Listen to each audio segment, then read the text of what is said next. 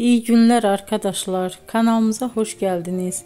Bugün yine yepyeni bir videoyla karşınızdayım.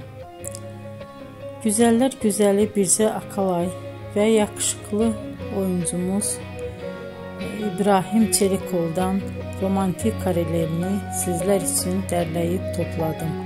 Onlar Siyah Beyaz Aşk dizisinde birlikte rol almış ve herkesin beğenisini kazanmıştılar. Biz de sizler için onların yeni videolarını hazırladık.